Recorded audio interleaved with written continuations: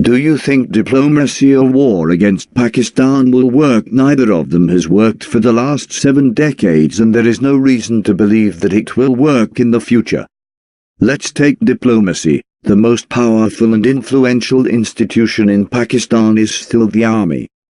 They have amassed this huge power and influence based on projecting an immense threat perception coming from India.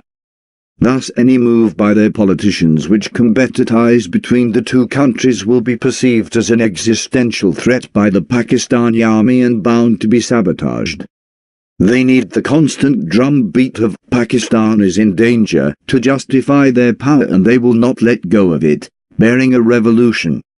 Right now, there is no political party or politician in Pakistan with enough political capital to take unpopular decisions.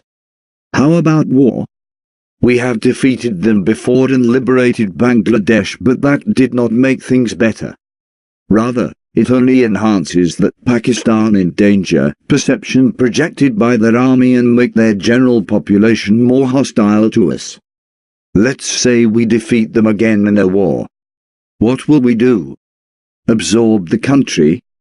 It will create an insurmountable law and order problem for us and frankly pose an existential threat to our own country. How about we dismember it?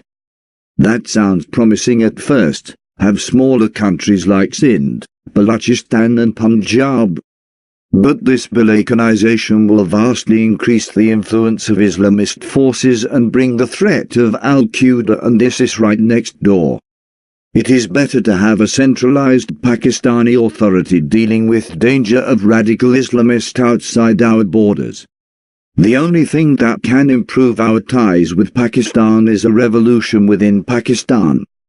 The rise of a political dispensation who focuses on development of their country and delivering higher standards of living to their own people is our only hope of having a peaceful neighbor.